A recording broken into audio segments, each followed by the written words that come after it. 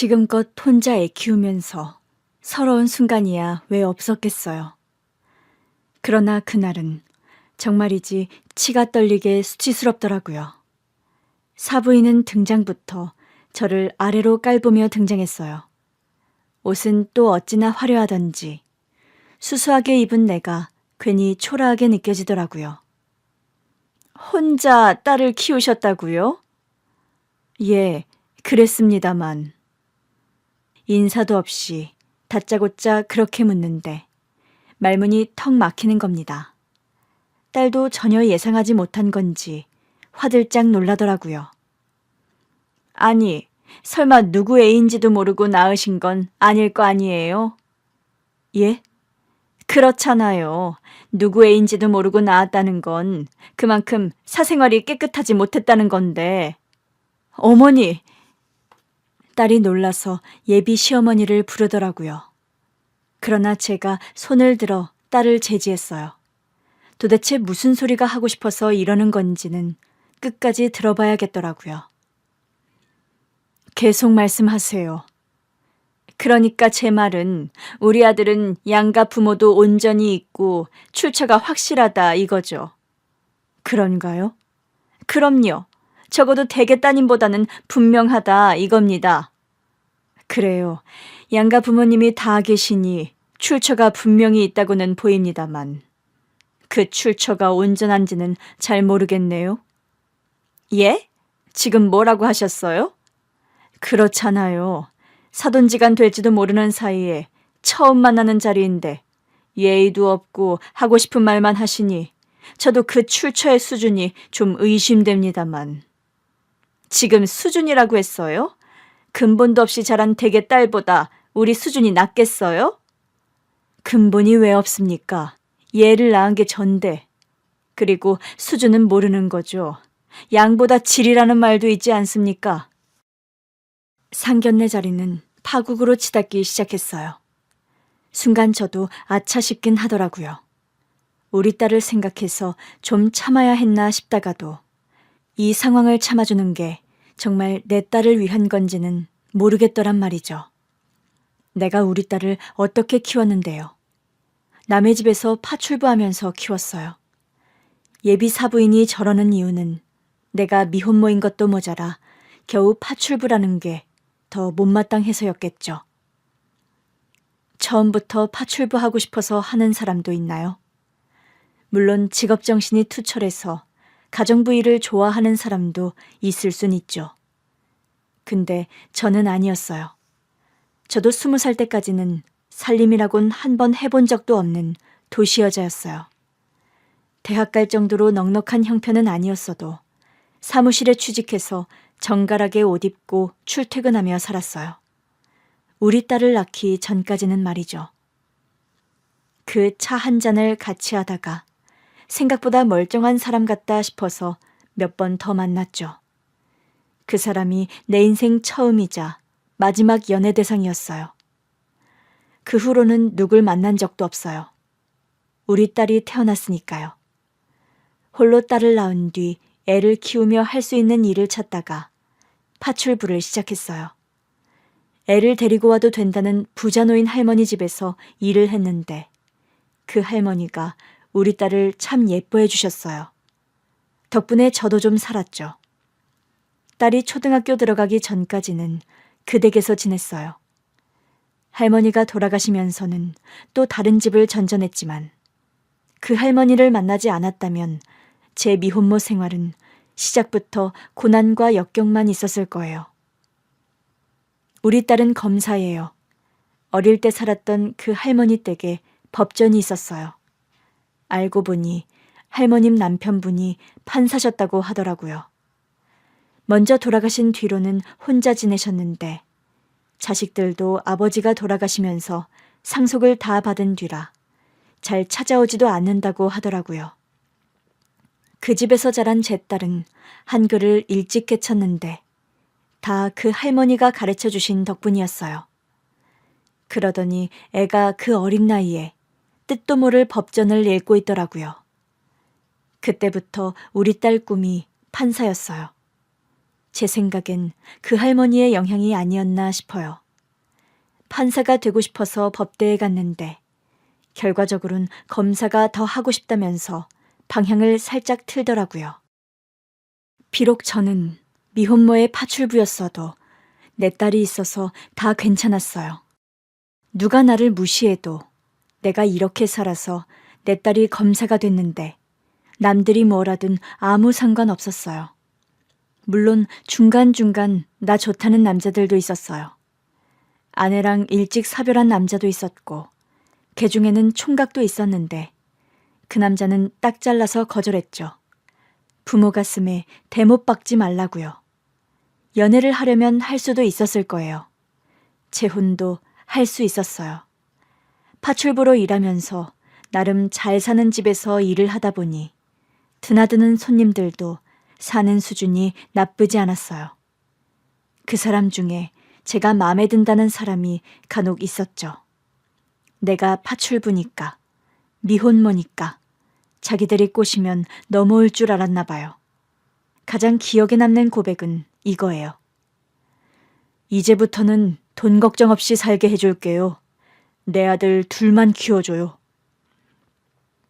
아들 둘 키워주는 게 쉬운 일인 줄 아나 싶다가도 저라고 왜 남자 그늘에서 편하게 안 살고 싶었겠어요. 그냥 눈 딱 감고 남의 자식 키워주는 대가로 집에서 살림이나 하고 살까도 싶었죠.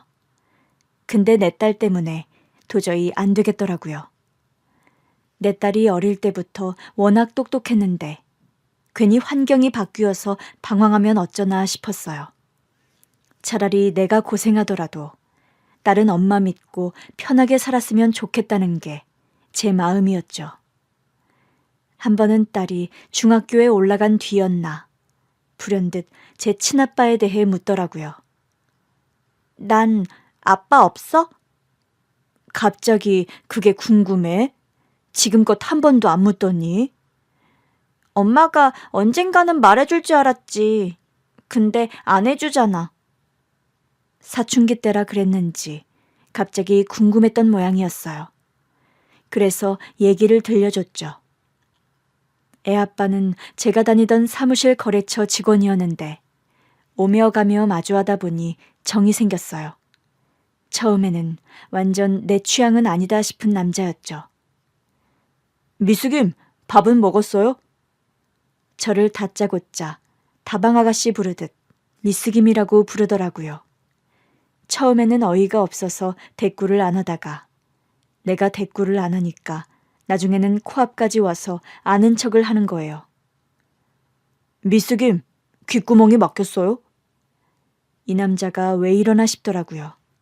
사무실 사람들이 전부 우리를 쳐다보고 있었어요. 왜 이래요? 사람이 말을 거는데 대답을 안 하니까 이러는 거 아닙니까? 사람 같아야 사람 취급을 하죠. 네? 미스김? 여기가 다방이에요? 내가 다방에서 커피 파는 여자냐고요? 그 남자가 어안이 벙벙한 얼굴로 그러더라고요. 아니, 나는 커피 달라고 한 적 없는데. 그리고 이거. 그러면서 자판기 커피 한 잔을 내 책상 위에 내려놓더라고요. 커피 2잔 뽑았는데 자꾸 대답을 안 하니까 미안해요.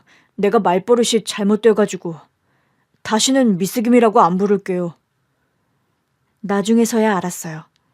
그 사람 딴에는 친해져 보려고 한 말이었는데 할아버지의 아버지까지 말투가 다 그랬나 봐요. 진심으로 사과는 했지만 솔직히 상종도 하기 싫었어요. 그러다 하루는 사무실 복사기가 고장나서 혼자 낑낑대며 고치고 있는데 도저히 고쳐지질 않는 겁니다. 제가 사무보조라 그런 걸 다 해결해야 했거든요. 우리 때는 뭐 복사기 회사 직원 불러서 수리를 받고 하는 개념도 없었어요. 그냥 막내가 다 알아서 처리하는 게 당연시되는 분위기였죠. 도저히 복사기 수리가 안 돼서 진땀을 빼고 있는데 그 남자가 불쑥 등장한 겁니다. 비켜봐요. 내가 해줄게요. 됐어요. 괜히 일 키우지 말고 저리 가요. 새님같이 생겨서는 무슨 복사기를 고치나 했거든요. 근데 와이셔츠를 걷어붙이더니 뚝딱뚝딱 복사기를 고쳐놓은 겁니다. 건들건들해서는 믿음직스러운 구속이라곤 하나도 없는 줄 알았는데 그 모습을 보니 의외더라고요. 이거 한번 도와줬다고 밥 사달라 차 사달라 하는 건 아니겠지 하고 있었는데 웬일로 별말 없이 조용히 나가더라고요. 미스김 사건 이후 말수도 준 것 같고 저한테 장난스럽게 말도 안 걸던 참이라 좀 이상했어요. 그러던 사람이 또 너무 안 그러니까 내가 너무 기를 눌러놨나 싶어 신경도 쓰이더라고요. 그러다 결국 눈이 맞았어요. 제가 결국 먼저 말을 걸었거든요. 도대체 나한테 왜 그러느냐 그러니까 불편해하는 것 같아서 그냥 말 안 걸었는데 뭘 또 잘못했냐고 되묻더라고요. 뭐 잘못한 건 아니다 그랬더니 그럼 차 한 잔 같이 할 수 있냐고 치고 들어오더라고요. 그게 시작이었어. 뭐야? 완전 로코네? 코로? 로맨틱 코미디. 근데 결혼은 안 한 거야? 엄마 미혼모잖아. 이 말을 해줘야 하나 말아야 하나 고민이 많이 되더라고요. 그래도 딸도 다 컸으니 사실을 알아야 저를 원망 안 할 것 같았어요. 바람 피웠어. 어? 너 가진 거 알고 말했더니 결혼하자고 하더라고. 그 말만 믿고 태교 열심히 하면서 결혼 준비에 몰두했는데 자기 회사 여직원이랑 바람을 피웠더라고. 어떻게 알았는데? 그때 우리가 이미 같이 살기 시작했거든. 네 아파 자취방에서. 한 번은 일이 많다고 늦는다길래 잠들었다가 일어난 것 같아. 왜 아직도 안 오나 싶어서 창밖을 봤는데 웬 여자랑 입을 맞추고 있는 거야. 자세히 보니 자기 회사 여직원이더라고. 아니, 대체 왜 자취방 앞까지 와서 그런 일을 벌인 거야? 네 생부 말로는 그 여자가 찾아왔다고 하더라고. 자기 결혼한다고 하니까 대뜸 와서는 결혼하지 말라고 입을 맞췄대. 그러면서 사실은 호감이 있어서 몇 번 만났다고 하더라. 만나서 뭐 했냐고 했더니 뭐 할 거 다 한 거지. 그래서 나는 너랑 결혼 못하겠다고 했어. 역겨워서 못하겠더라고. 그랬구나. 젊은 남자였잖아. 그럴 수는 있다고 생각해. 근데 나는 임신까지 해서 그런지 더 예민하기도 했고 솔직히 말하면 시간을 돌려도 용서는 안 될 것 같아. 누가 용서하래? 알았어. 내용을 알고 나니까 이해도 되고 속도 시원해. 우리 딸이 친아빠 얘기를 꺼낸 건 그때가 다였어요. 그래도 네 친아빠가 용서를 빌었었고 결혼하자고 끝까지 찾아오기도 했었다고는 알려줬죠. 실제로 그랬어요. 이미 그 여자랑 헤어졌다. 그냥 내가 임신했다고 하고 정말 결혼할 때가 되니까 괜히 심란했던 것 같다 그러는데 너만 심란하냐 임신한 내가 더 심란하다. 그러면서 쏘아붙이고 헤어졌거든요. 그런 성질머리라니 딸의 상견례장에서도 한마디를 안 지고 받아쳤죠. 내 귀한 딸이 검사가 되고 결혼하겠다고 했을 때 솔직히 하나도 걸리는 거 없다고 생각했어요. 내가 파출부면 어떻고 미혼모면 어떠랴. 내 딸이 검사인데 하는 배짱이 있었어요. 실제로 예비사위는 나온 대학도 평범하고 자기 아버지가 사장인 작은 회사에서 일하고 있었어요. 나중에는 물려받을 거라고는 하는데 사실상 우리 딸처럼 스스로 일군 건 없는 청년이었죠. 그래도 집안이 괜찮게 사는 것 같아서 우리 집이 부족한 걸 그 집이 갖고 있고 그 집이 부족한 걸 우리 집이 갖고 있다고만 생각했던 것 같아요. 딸도 예비시댁에 인사도 다녀왔는데 다들 반겨주셨다고만 했거든요. 당연히 반겨줘야지 생각했다 보니 상견례장에서 마주한 예비 사부인의 무례는 꽤 불쾌했어요. 지금 말 다 하셨습니까? 검사인 내 딸을 보고 출처를 운운하길래 저도 수준 좀 운운해줬습니다. 그러자 예비 사부인이 길길이 날뛰는 겁니다. 세상에, 아무리 못 배웠어도 이건 아니죠. 파출부 출신인 거 티내시는 거예요? 저도 우리 딸 갖기 전에는 사무실에서 일하던 여자예요. 사부인은 평생 직장에 다녀보신 적도 없다면서요. 난 대학 졸업하자마자 우리 남편 만나서 전업주부로 살았으니까요. 사부인도 전업주부로는 못 살아보셨겠네요? 그러게 말입니다.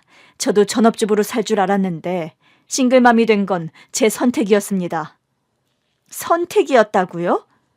네, 어쩔 수 없는 선택이었지만 애아빠랑 결혼하려면 할 수도 있었어요.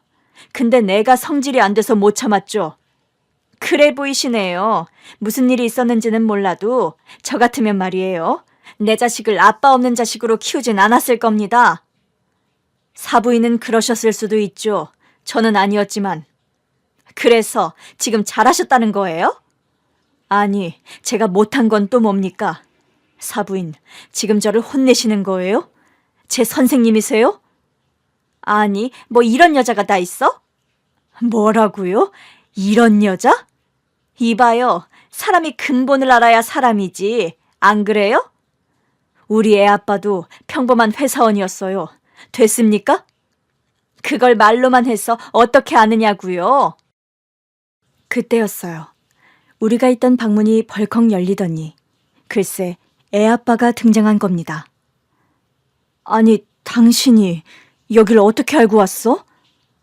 우리가 참 오랜만에 봐서 당신이 내 설명을 잘못한 것 같아. 그게 무슨 소리야? 애 아빠가 예비 사부인을 보면서 그러더라고요. 저는 이제 평범한 회사원은 아닙니다.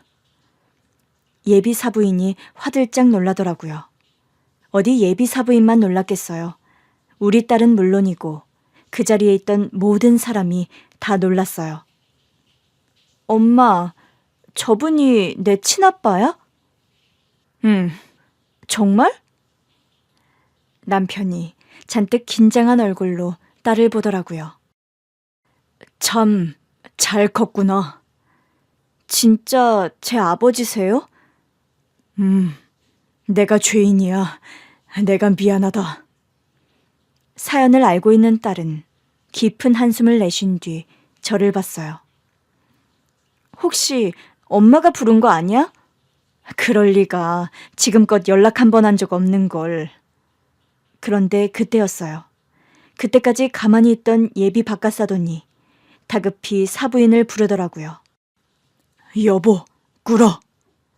당신 지금 뭐라고 했어? 꿇으라니? 설마 나더러 무릎을 꿇으라는 거야? 누구한테? 사부인한테? 글쎄, 꿇으라면 꿇어. 싫어. 내가 뭘 잘못했다고? 제 친아버지 나타났다고 내가 뭐 석고대죄라도 해야 한다는 거야? 당신 진짜 이럴 거야? 당신이야말로 왜 이래? 당신도 제 엄마가 미혼모의 파출부 출신인 거 마음에 안 든다고 했잖아. 당신 조용히 안 해. 왜 이제 와서 발뺌이야? 나 혼자 그런 거 아니잖아. 당신도 며느리감이 검사인 건 좋지만 집안이 너무 별로라고. 친아버지가 누군지라도 알아야겠다며. 듣고 정 별로면 혼사를 멈추던지 친정이랑 연을 끊으라고 해야겠다며. 여보. 예비 사돈 부부가 다투고 있는데 애 아빠가 그 사람들한테 성큼성큼 다가가더라고요. 한 달 만에 보내, 최 사장. 그런데 애 아빠가 예비 바깥사돈에게 반말을 하는 겁니다. 그러자 바깥사돈도 황급히 애 아빠한테 고개를 숙이더라고요. 아이고, 대표님, 제가 잘못했습니다. 그러자 예비 사부인이 당황하더라고요. 여보, 당신 왜 그래? 당신은 사부인한테 빌어. 여기 계신 분, 우리 하청 주시는 분이야. 뭐? 우리 대표님이 하청 안 주시면 우리 회사 망해. 그러자 예비 사부인이 화들짝 놀라면서 제 앞에 바짝 엎드리더라고요. 사부인, 제가 잘못했습니다. 제가 감히 검사 며느리 보면서 이것저것 따지려고 들었네요. 사람 욕심이라는 게 왜 하나를 가지면 둘을 갖고 싶고 그렇잖아요. 제가 미쳤었나 봐요. 아니, 갑자기 왜 이러시는 거예요? 사부인 댁이 우리 애 아빠한테 하청받는다고 이러시는 거예요? 어차피 이 사람은 나랑 부부도 아니고 법적으론 내 딸 아빠도 아닙니다. 사부인도 참, 지금 그게 중요한 게 아니잖아요. 대표님 표정 좀 보세요. 애 아빠 얼굴이 시뻘겋게 달아올라 있더라고요. 화가 머리끝까지 났을 때 표정이긴 한데 제 입장에서는 저 인간이 갑자기 등장한 게 더 의아했어요. 당신 어떻게 여기 온 거야? 어떻게 알고? 혹시 우리 어떻게 사는지 다 알아보고 있었어? 미안해. 사실 다 알고 있었어. 우리 딸이 검사된 것도 결혼 앞둔 것도. 뭐? 그럼 우리 어디 사는지도 알고 있었어? 당신이 사는 전셋집 얼마 전에 내가 샀어. 뭐야, 주인 바뀌었다더니 그 집도 당신이 산 거라고? 내가 사놓으면 당신이 평생 살 수 있으니까 내가 그렇게 해주려고 했지. 아니, 이게 지금 뭐 하자는 거야? 도둑도 아니고 슬금슬금 우리 모녀 삶에 끼어들겠다는 거야? 그건 아닌데 그냥 조용히 도와주려고만 했는데 이 옆방에서 가만히 듣고 있자니까 어이가 없잖아. 혹시 예비 사돈댁이 당신 회사 하청인 것도 알고 있었어? 알고 있었지. 근데 이런 사람들일 줄은 몰랐지. 예비 사돈 부부가 고개도 못 들고 쩔쩔매더라고요. 그러자 예비 사위까지 애 아빠 앞에 무릎을 꿇었어요. 장인어른, 저를 봐서 한 번만 용서해 주십시오. 아니, 내가 뭐 용서하고 말고 할 자격이 있는 건 아닌데 자네 뭘 보고 용서하라는 거야? 저 정말 따님을 사랑하고 있습니다. 우리 딸 어떤 점이 좋았는데? 네? 그게 제가 회사 일 때문에 법원에 갔다가 첫눈에 반했습니다. 우리 딸이 검사라는 걸 알고 좋아했다는 거네. 그렇죠. 그렇긴 한데 행복하게 해주고 싶었어요. 우리 딸이 검사인데 자네도 행복할 것 같았겠지? 예? 자네 아버지한테 얘기 많이 들었거든. 공부를 하도 못해서 겨우 대학에 갔다고 하더군. 그래도 가서는 열심히 하고 있다고. 언젠가는 실력이 되면 자기 회사도 물려줄 생각이라기에 잘 됐었다고 했었지. 물론 그 멍청이가 내 딸 남편감이 될 줄은 몰랐지만 말이야. 아빠, 도대체 무슨 얘기를 하고 다닌 거야? 아니, 네가 좀 속을 썩였었어? 공부도 안 하지 이상한 애들이랑 다니면서 술 먹고 다니지. 아빠! 그제야 예비 바깥사돈이 자기 입을 틀어막더라고요. 저는 어이가 없어서 딸에게 물었습니다. 너, 네 신랑감이 술 안 마셔서 좋다고 하지 않았어? 딸도 어이가 없는 표정이더라고요. 그랬지. 어떡하니? 술 시작한 지 꽤 된 것 같은데. 딸이 기가 차다는 듯 자기 예비 신랑한테 묻더라고요. 술 한 잔도 못 마신다며. 그게 지금은 그래. 한 잔도 못 마셔. 하도 오래 안 마셨더니. 내가 어릴 때 실수를 좀 했어. 그때는 왜 그렇게 반항이 하고 싶던지. 그런데 딸이 한숨을 내쉬더라고요. 지난번에 전화했는데 친구가 받더라. 언제? 자기 만취해서 쓰러져 있다고 좀 데리러 와주면 안 되냐고 그러는데 바쁘다고 하고 끊었어. 내가 거짓말한 거 알고 있었다고?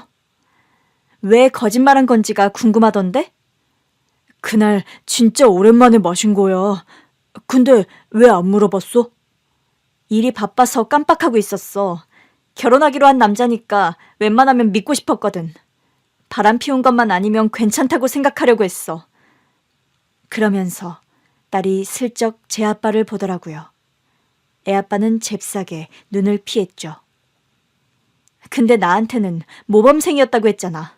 그저 공부만 열심히 했는데 성적이 안 나와서 스트레스가 많았다며. 우리 딸의 말에 예비 사돈 부부가 자기들도 모르게 푹 하고 웃음을 터뜨리더라고요. 자기 아들의 거짓말이 자기들이 듣기에도 웃겼던 모양이에요. 그러나 우리 딸은 머리끝까지 화가 뻗쳐 있었죠. 진짜 어이가 없다. 대체 그런 거짓말은 왜 한 건데? 내가 자기보다 학력이 부족하잖아. 이렇게라도 안 하면 자기가 날 안 받아줄 것 같아서. 내가 그런 사람으로 보여? 아니지. 자기가 나를 조건으로 보고 있으니까 그랬겠지. 내가 검사 아니었어도 나랑 결혼했을 것 같아? 그걸 말이라고 해. 나 진짜 첫눈에 반했다니까. 거짓말. 거짓말 아니야. 자기가 내 조건을 보니까 나도 자기 조건에 연연할 거라고 생각한 거잖아. 그게 아니면 왜 거짓말을 해? 아버님 회사도 뭐 하청이라고? 나한테는 어엿한 중소기업이라고 하지 않았어? 그냥 우리 엄마한테는 작은 회사라고 하자고 겸손하게 말하고 싶다고 했었잖아. 근데 진짜 겸손한 규모였던 거네? 아니, 그게 자기한테 그 정도는 된다고 해야 자기도 나를 믿고 결혼할 것 같으니까. 이것 봐. 자기도 지금 우리 아빠 회사가 하청업체라고 하니까 갑자기 구미가 확 떨어진 거 맞잖아. 구미가 떨어져? 내가 지금 물건 사는 거야? 자기 조건 보고 구미가 당기고 말고 하게? 그래서 자기는 내 이 모든 조건을 보고도 결혼할 생각이 있다고? 아니, 생각해봐야 할 것 같아. 그것 봐. 내가 거짓말 안 했으면 여기까지 오지도 못했을 거라고.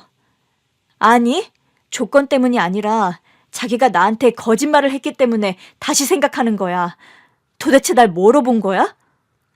그래, 너 좋은 대학 나왔고 검사야. 나도 알아.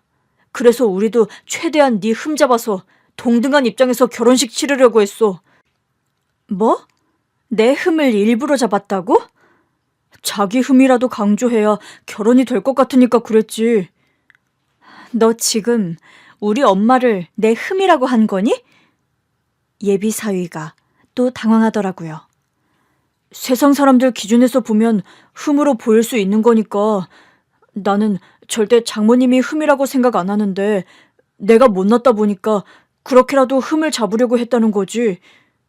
그래, 너는 우리 아빠 회사 하청업체 아들이라 좋겠다. 너 지금 눈에는 눈, 이에는 이다 이거야?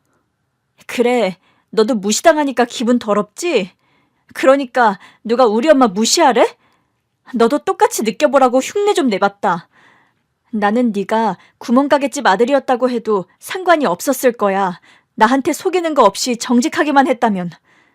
내가 너랑 왜 사귀었는데 법원에서 처음 보고 첫눈에 반했다고 쫓아다니는 정성이 갸륵해서 순수한 사람이다 싶어서 만나기 시작했어. 우리 엄마는 미혼모가 파출부 하신다고 하니까 어머니가 고생 많으셨겠다면서 눈물까지 글썽이는 널 보면서 결혼해도 좋겠다 싶었다고. 그런데 뒤에서는 우리 엄마를 흉보고 있었던 거야? 어떻게든 내 흠을 잡아서 너처럼 볼 것 없는 남자한테 어울리는 여자로 만들려고 했다고?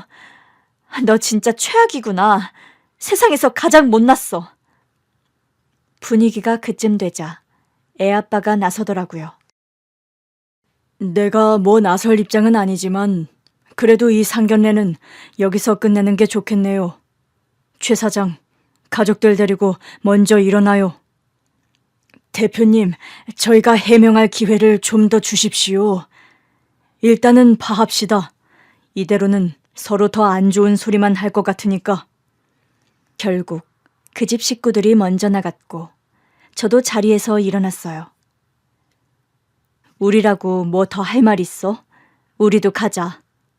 딸에게 말했는데 딸이 자리에서 꿈쩍 않고 한숨만 내쉬더라고요. 그러자 애아빠가 말했어요. 그러지 말고 좀 앉아. 나도 어렵게 온 거야. 원래는 나설 생각은 절대 없었는데 저 인간들 하는 소리가 하도 어이가 없어서 홧김에 나섰어. 애아빠가 딸을 보며 말했어요. 내가 미안하다. 일단은 얌전히 있다가 따로 손을 봐줘야 했는데. 딸이 그제야 고개를 들더라고요. 제 아빠시라고요? 참 가까이 계셨네요. 거기다 중소기업 대표시라니. 하청까지 두실 정도면 규모가 꽤 되나 봐요? 엄마랑 헤어지고 나서 사업을 시작했는데 꾸준히 하다 보니 이렇게 됐어. 그렇게 잘 사셨으면 양육비라도 주시지 그랬어요? 우리 엄마가 얼마나 고생하면서 절 키우셨는데요. 그 얘기는 제가 해야겠더라고요. 딸, 그건 엄마가 안 바랐어. 왜? 헤어질 때 말했어. 내 딸이니까 절대 숟가락 얹을 생각하지 말라고. 내 딸이고 내가 키울 거니까 네 자식이라는 걸 잊으라고 했거든. 그렇다고 해도 이렇게 나타나실 거면 애초에 엄마 좀 도와주던가. 딸이 속상해하더라고요. 그러자 애아빠가 그랬어요. 그래, 맞아. 내가 지은 죄가 커서 용기가 없었어. 내가 좀 더 용기 냈으면 네 엄마도 편해졌을 텐데. 내가 미안하다. 딸이 자리에서 일어나더라고요. 저도 따라 일어나려고 했더니 딸이 저를 다시 앉혔어요. 엄마도 그만 자존심 부리고 더 얘기 나누고 와. 내가 무슨 자존심을 부렸다고 그래. 맞잖아. 솔직히 오늘 아빠가 도와주신 거잖아. 딸이 지적하는데 뭐라 할 말이 없더라고요. 결국 딸이 먼저 나가고 애아빠랑 저만 남았어요. 괜히 생수만 벌컥벌컥 마시게 되더라고요. 왜 말이 없어?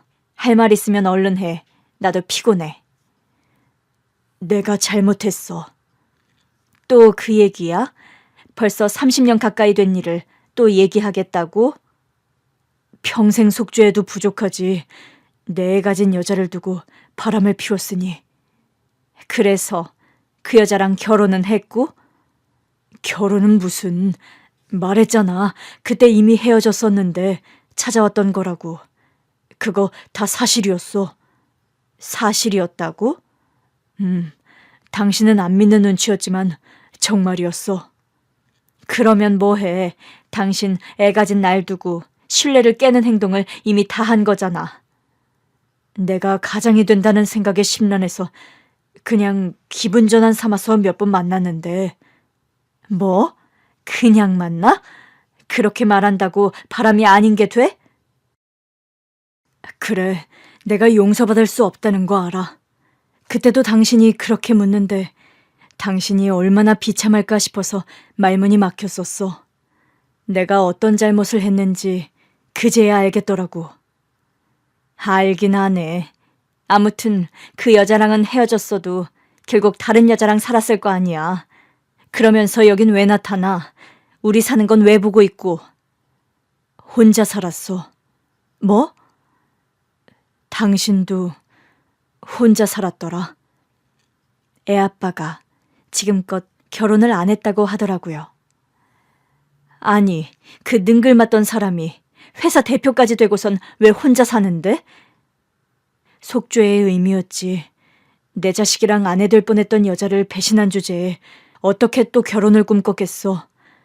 그냥 언젠가 내 가족들 만날 생각만 하면서 일만 했어.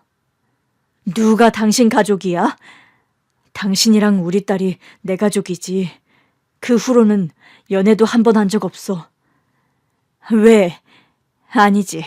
그건 당신이 알아서 할 일이고 내가 뭐 알아야 돼? 그래, 당신이 알 건 없지. 내 말이 다 믿기지 않을 수도 있고. 근데 사실이야. 나는 당신밖에 없었어. 바람이나 안 피우고 말했으면. 그렇지. 당신으로선 아무것도 이해가 안 되겠지. 알아. 그래서 뭐 어쩌자는 건데. 이제와 우리 앞에 짜잔 하고 등장하면 내가 뭐 고마울 줄 알았어? 그래도 아까는 좀 쓸모 있지 않았어? 당신이 안 나섰었어도 내 선에서도 충분히 상대할 수 있었어. 하긴 당신 참 당당해서 좋더라. 내가 내 자식 이렇게 키웠는데 무슨 일을 했든 혼자 키웠든 내 자식이 내 업적이다 이거잖아. 당연하지. 내가 수준이 낮은 사람이면 내 딸이 이렇게 훌륭한 검사가 돼? 내가 파출부하면서 혼자 애는 키웠어도 늘 신문 읽던 사람이야. 우리 딸이 법전 공부할 때 내가 법전까지는 못 봐도 옆에서 신문 보면서 되도록 같이 깨어 있었던 사람이라고. 당신 정말 대단하다. 솔직히 우리 딸이 잘나서 잘 된 거지만 아무튼 나도 우리 딸한테 흠이 되고 싶지 않았어. 남들이 보기엔 흠이어도 적어도 내 딸한테는 떳떳했다는 말이야. 그래, 그런 것 같아. 제 말을 다 수긍하고 있는 애아빠를 보는데 마음이 좀 누그러지긴 하더라고요. 그래, 오늘은 고마웠어. 자기는 남편 있다고 떽떽거리는데 솔직히 기가 좀 죽을 뻔했거든. 어떻게 당신 회사 하청이래? 참 기가 막힌 우연이네. 결국 우리가 다시 만나려고 그런 거 아닐까? 어디서 또 수작이야? 그러지 말고 우리 이제라도 같이 살아보는 건 어때? 그때는 나도 어려서 책임감이라는 게 부담스러웠던 것 같아. 그러니 나가서 헛짓거리하면서 당신 속을 뒤집었겠지. 근데 지금 와보니 내가 책임지고 싶은 사람이 있다는 게 행복이더라고. 나는 평생 그 행복을 모르고 살았어. 그 행복은 꼭 당신이랑 우리 딸이랑 누리고 싶었으니까. 누가 누리지 말래? 내가 얘는 내 딸이다. 당신은 신경 쓸 거 없다 했잖아. 그래. 그래서 우리 딸이 법대 들어가고 나니까 차마 연락을 못 하겠더라. 그게 무슨 소리야? 그 즈음에 회사가 탄탄하게 자리 잡았거든. 이제 뭐든 해줄 수 있겠다 싶어서 당신이랑 우리 애를 찾기 시작했는데 글쎄 애가 법대까지 들어갔더라고. 당신 혼자 훌륭하게 키워낸 거잖아. 거기다 대고 어떻게 연락을 해. 맘 같아선 등록금이고 뭐고 다 대주고 싶었지. 근데 당신이 날 가만둘 것 같지 않더라고. 아까 한 말처럼 어디 있다가 이제 와서 밥숟갈을 얻냐고 혼낼 것 같았어. 지금은 안 혼날 것 같아? 지금도 마찬가지야. 그래, 알았어. 내가 계속 혼날 테니까 당신도 맺혀 있는 거 다 풀고 나면 나 좀 한 번 더 생각해줘. 나 이제 당신한테 뭐든 다 해줄 수 있어.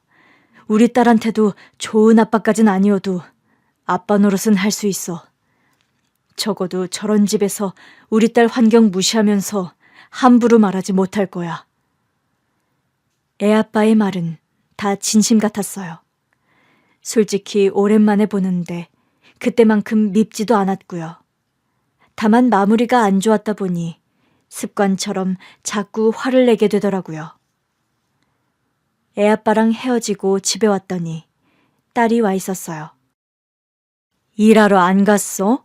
상견례 끝나고도 가봐야 한다더니. 그러려고 했는데 어떻게 그래. 갑자기 아빠가 나타나는데. 하긴 넌 궁금한 게 많겠지. 내가 궁금한 건 딱 하나야. 엄마 마음. 내 마음이 뭐? 아까 보니까 아빠가 엄마 보는 눈빛이 애틋하던데? 그래서 재결합이라도 하라고? 둘이 결혼도 한 적 없잖아. 재결합이 아니라 진짜 시작이겠지. 넌 바람 피운 아빠라도 좋아? 혼자신 것 같던데. 맞아, 혼자라더라. 꽤 오래전 일이잖아. 사실 나는 엄마 때문에 그래. 내가 왜? 혼자 나 키우느라 평생 파출부하면서 고생만 했잖아. 내가 검사되고도 나한테 짐 되기 싫다고 일도 안 관두고. 그러게 파출부라도 관뒀어야 그런 소리를 안 들을까 싶긴 하더라. 난 엄마가 파출부인 건 아무렇지도 않아. 그런 남자를 믿고 결혼까지 하려고 했다는 게 좀 충격적인 거지. 엄마 딸 헛똑똑인가 봐. 누가 우리 딸더러 헛똑똑이래? 맞잖아, 나 헛똑똑이. 남자 보는 눈이 없었네. 아빠가 없이 자라서 그런가? 그건 그럴 수도 있지. 우리 모녀는 잠깐 시무룩해졌어요. 황당한 상견례를 겪고 난 뒤라 둘 다 많이 싱숭생숭했던 것 같아요. 그러나 곧 딸이 맛있는 저녁을 먹자며 나가자고 하더라고요. 딸과 함께 좋은 데서 맛있는 걸 먹고 오니 기분이 좀 나아지긴 하더라고요. 그 사이 아빠에게서 문자가 와 있었어요. 애는 좀 어때? 그래서 답장을 보내줬죠. 저도 힘들 텐데 나 위로하겠다고 맛있는 거 사줬어. 파출부는 관둘까 봐. 우리 애가 검사되고 나서 관두라고 그렇게 노래를 불렀는데 내가 고집을 피웠거든. 애한테 짐되기 싫어서. 1분도 안 지나서 답이 오더라고요. 그럼 당신 힘드니까 그건 그만해도 되지. 당신 딸한테 짐될 거 없어. 이제 내가 있잖아. 옛날 버릇이 그대로 나오더라고요. 제가 방심한 틈을 타서 치고 들어오는데 순간 마음이 좀 약해졌어요. 당신 집은 어딘데? 한번 와볼래? 다음날 저는 파출부 하던 집에 관두겠다는 의사를 전했어요. 그 집에서도 워낙 자주 있는 일인데 저는 좀 오래 있었다면서 고맙다고 하더라고요. 그런 뒤 참 오랜만에 밖에서 애아빠를 만났죠. 당신 왔어. 누가 들으면 부부인 줄 알겠다. 그래도 이게 편하고 좋잖아. 우리 둘 다 같이 사람이 있는 것도 아니고. 저는 모른 척 남편의 집으로 들어갔습니다. 아파트 살아? 단독주택으로 갈까도 했는데 혼자 살기엔 너무 커서 당신이 원하면 언제든지 이사는 갈 수 있어. 난 아파트가 좋거든. 당신이나 전원주택의 꿈이 있었지. 그랬나? 내가 이래봬도 도시 여자잖아. 당신은 어릴 때 시골에서 살았다며. 그랬었지. 당신이 좋다고 하면 나는 아파트도 좋지. 당신이랑 살 수 있다면 어디든 어떻겠어. 자꾸 능글맞게 재결합을 유도하는데 딱 잘라 말했어요.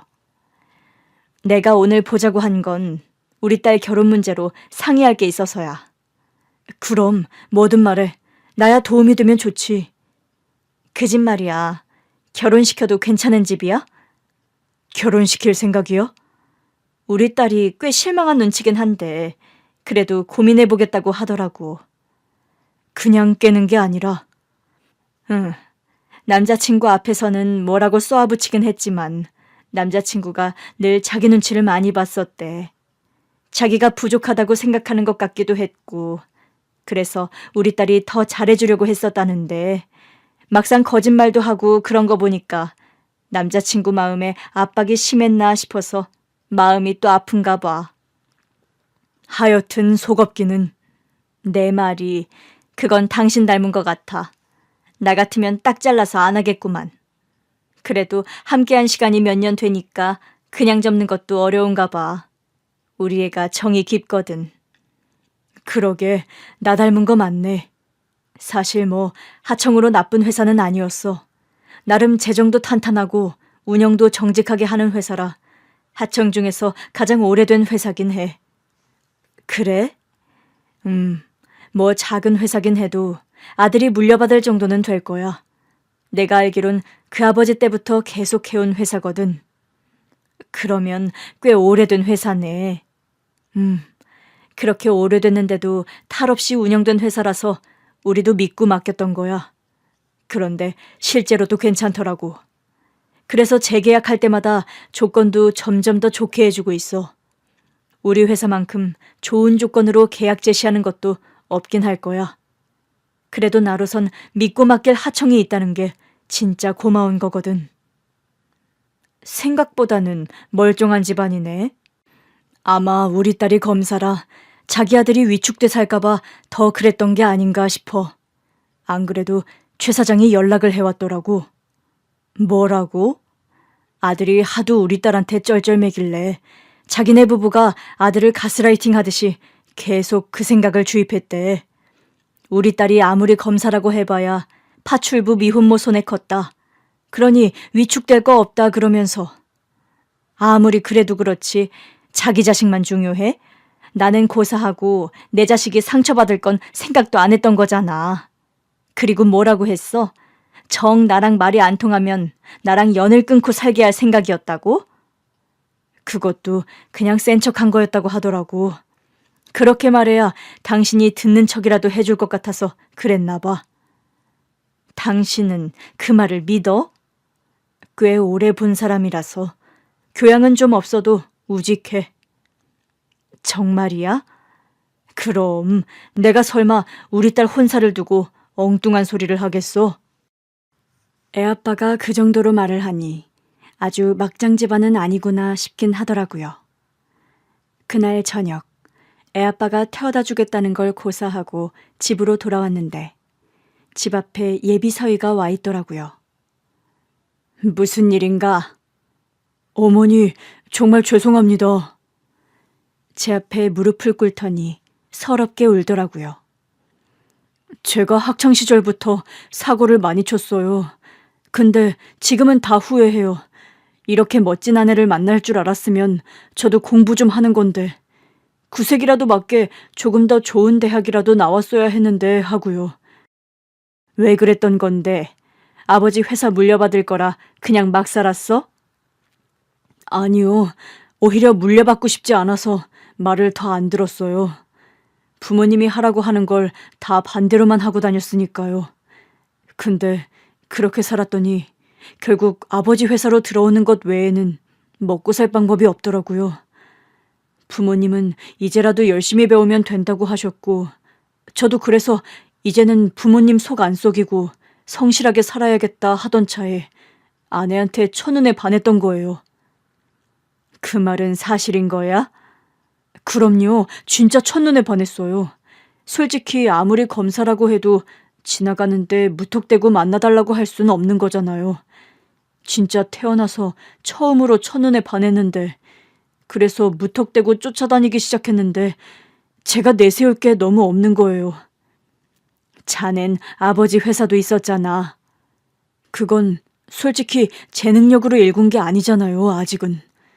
제가 나중에 물려받아서 잘 운영하면 또 모르겠는데 이 사람 처음 만났을 때는 더더구나 밑바닥부터 시작할 때라 더 아버지 회사를 운운할 순 없었어요.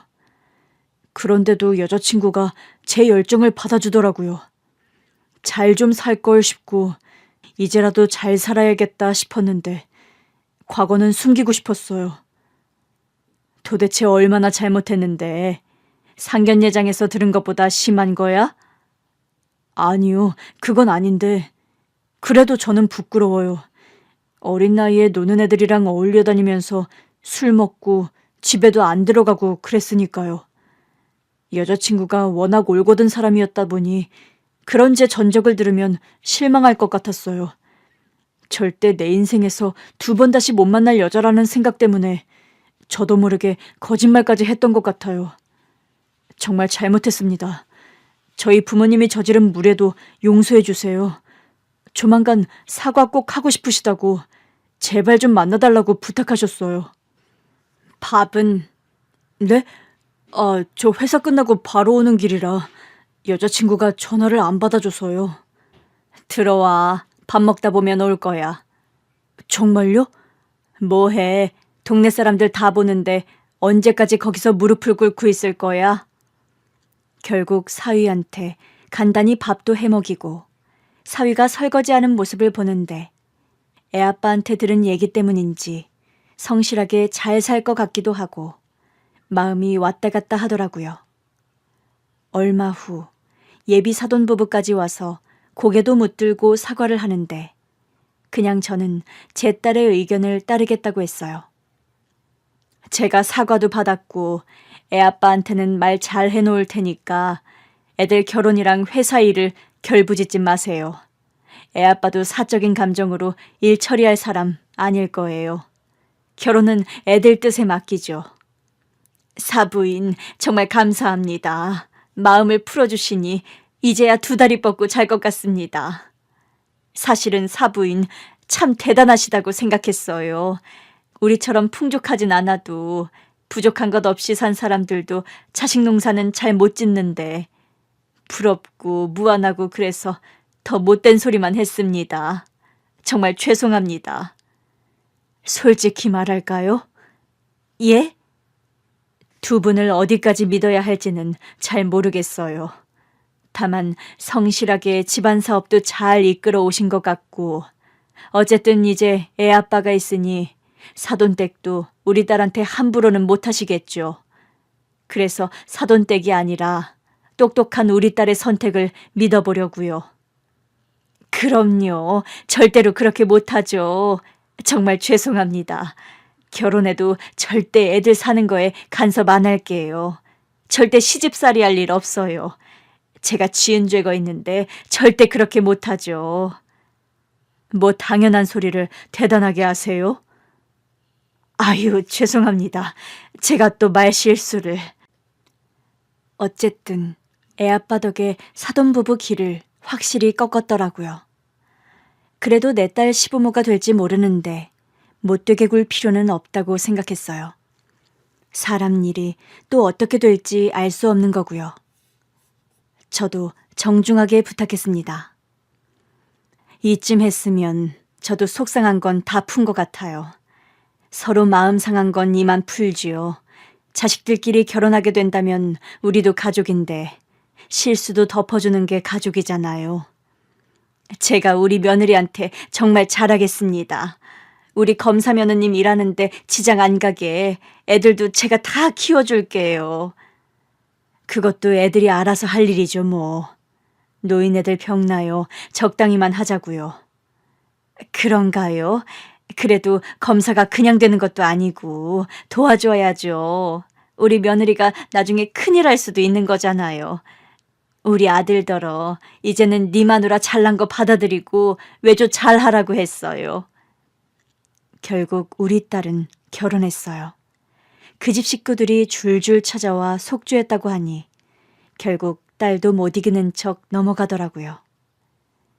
애아빠는 딸의 신혼집으로 비싼 주상복합 아파트를 선물해줬어요. 물론 그렇다고 우리가 합친 건 아니었습니다. 애아빠랑 저도 꽤 오래 대화를 나눴었어요.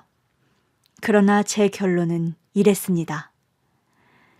이제 지난 일이니까 다 잊고 우리 딸 엄마 아빠로 잘 지내자. 정말 그래야겠소? 이제 와서 둘이 살림을 합치고 하는 건 좀 아닌 것 같아. 용서는 하지만 우리 인연은 이 정도가 적당하지 않나 싶어. 깨진 그릇을 다시 붙인다고 자국이 없어지는 것도 아니잖아. 내가 시기를 놓쳤지. 알아. 똑 부러지는 당신다운 결정이네. 그러자 애아빠가 저한테 건물을 증여해주고 싶다고 하더라고요. 월세로도 충분히 생활할 수 있을 거야. 당신 주려고 했던 거니까 받아도. 우리 딸 키우느라 고생만 했잖아. 이제는 당신 하고 싶은 거 하면서 자유롭게 살았으면 좋겠어. 처음에는 망설였는데 우리 딸도 받으라고 하더라고요. 그래도 자기 아빠가 주는 건데 뭐 어떠냐면서요. 엄마, 이제라도 엄마가 한 마음고생, 나 혼자 키운 보상을 받는다고 생각해. 그걸 줘야 한다면 아빠가 주는 게 맞잖아. 너 아빠한테 지령받고 이러는 거지? 어떻게 알았어? 요즘 부녀지간이 아주 정답더라. 둘이 밥도 먹으러 다니는 것 같고. 사실 우리 신혼집도 내가 골랐는데? 뭐? 네가 그 비싼 집을 사달라고 했다고? 아빠는 평창동에 저택 얻어준다고 했었어. 내가 그나마 저렴한 데로 고른 거야. 우리 딸은 친아빠를 만나더니 스케일이 커졌더라고요. 저만 아직도 100원, 200원이라도 아껴서 사는 억척주부인 것 같아요. 애아빠가 월세로도 먹고 살 수 있는 건물을 증여해 줬는데도 돈 아끼는 버릇은 고칠 수가 없더라고요. 그래도 그 덕에 일 안 하고 봉사활동하면서 자유롭게 살고 있으니 애아빠의 덕을 크게 보긴 했죠. 봉사활동 안 하는 날은 여기저기 다니면서 배우고 싶었던 것도 배우는데 얼마 전에 킨츠키 공예라는 걸 알게 됐어요. 깨진 도자기를 금으로 이어붙이는 예술이더라고요. 비록 깨진 자리는 남아도 금으로 이어붙이니 또 하나의 작품이 되대요. 그걸 보는데 그게 꼭 저랑 애아빠 사이 같더라고요. 같이 살진 않아도 가족 같고 오히려 같이 살려고 했을 때보다 더 잘 지내고 있으니 충분히 좋은 사이가 아닌가 싶어요. 그래서 이제는 명절에 애아빠까지 우리 집으로 와서 다 같이 지내요. 나중에 우리 딸이 손주 낳으면 할아버지로도 소개하려고요. 그렇게 한 집에서 명절도 보내고 나중에 손주 볼 생각까지 하면 이게 뭐 하는 건가 싶다가도 결국 딸로 맺어진 가족이잖아요. 없는 것보단 있는 게 든든하긴 하더라고요. 우리 딸도 내색은 안 했어도 아빠의 품이 그리웠던 건지 아빠 앞에서는 어리광도 피우더라고요. 고생하며 산 딸도 잘 컸고 이제는 경제적인 자유도 생겼으니 우리 가족의 건강과 행복을 기원하면서 좋은 일도 더 많이 하며 살려고요. 그래서 이왕이면 돌아온 애아빠도 건강하게 살아서 우리 딸의 곁을 오래오래 지켜주었으면 해요. 저도 혼자 딸을 키울 때보다는 애아빠가 있다는 게 내심 더 든든한 건 어쩔 수 없네요.